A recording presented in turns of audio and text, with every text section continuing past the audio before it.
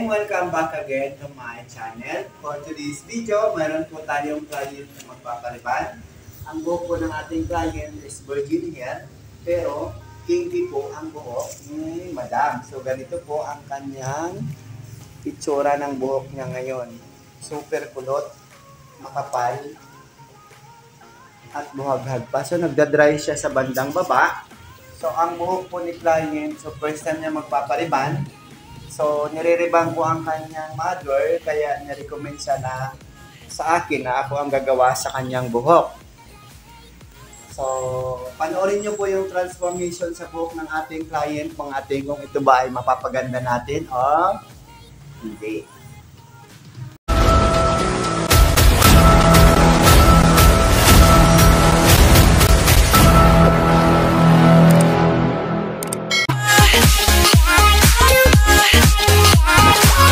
Yes mga ateng, tapos na po tayo doon sa pag-a-analyze sa buhok ni client. Ngayon naman po ay section po natin siya ng 4.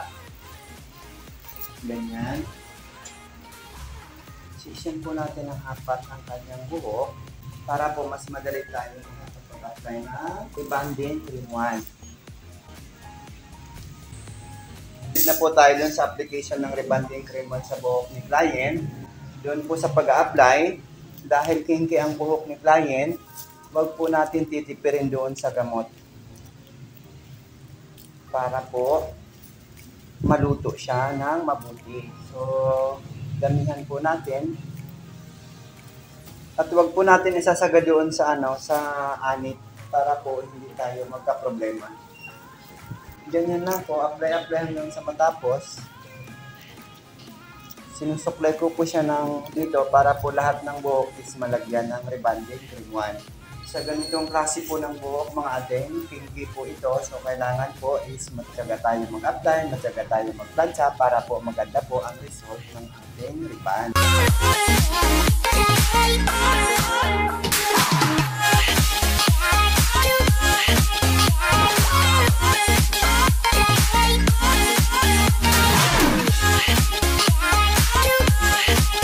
Yes mga ateng, tapos na po tayo doon sa application doon sa rebonding cream 1 sa buhok ni client.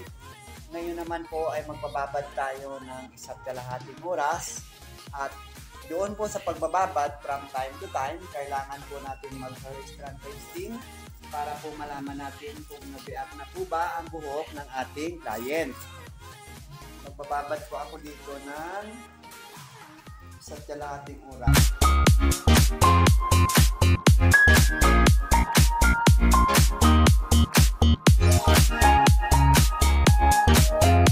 Yes mga ateng, nakapagbabad na po tayo doon ng 2 hours sa buhok ng client. Ngayon po ay testing natin yung kanyang buhok. Nag-react na po ba o luto na?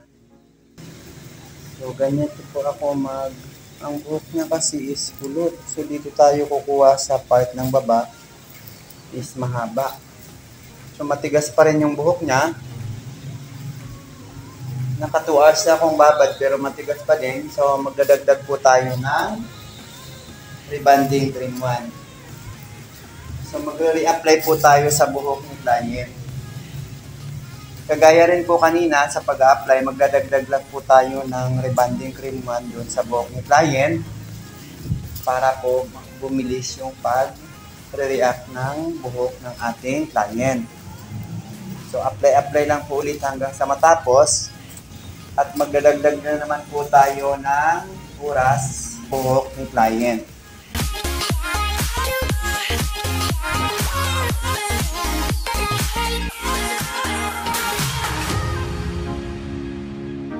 Yes mga ateng, tapos na po tayo dun sa pagre-reapply sa buhok ni client. Ngayon po ay magdadagdag po ulit tayo ng isang oras doon sa pagbababad.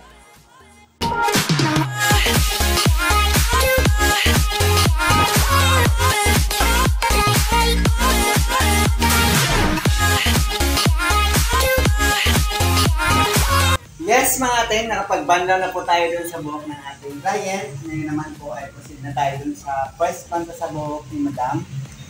At dun po sa pagpaplantsa, always po na maninipis lang ang kuha para po maganda ang result ng ating rebond. So ito na po yung kinky na po kanina. mag-i-start na po tayo magplancha at abangan nyo po ang napakagandang result mamaya.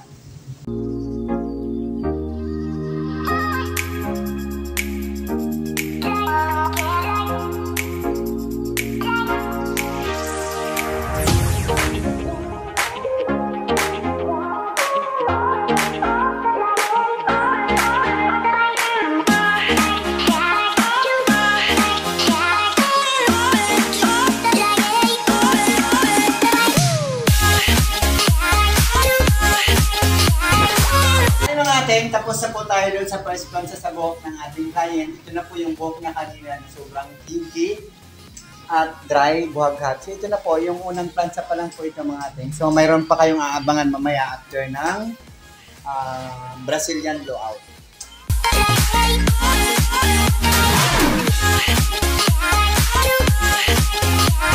Naman po ay proceed na tayo doon sa pagbababad ng neutralizer. At bababad lang po natin ng 30 minutes. So 30 minutes lang po natin ibababad itong neutralizer. After ng 30 minutes tayo ay magbabanlaw. At maglalagay na ulit tayo ng isa pang treatment.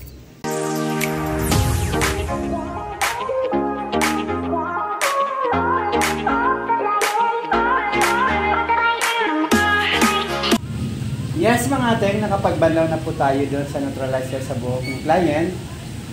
Ngayon naman po ay proceed na tayo doon sa pagbababad ng Brazilian blowout. Bababad lang po natin ng 1 oras.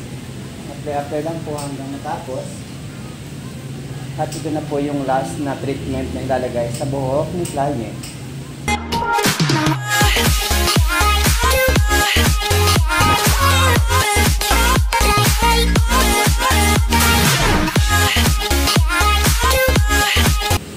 Yes mga ating, nakapag-blower na po tayo doon sa Brazilian blowout sa buhok ni client. Ngayon naman po ay last plancha na tayo. At malapit nyo na po makita yung napakagandang result.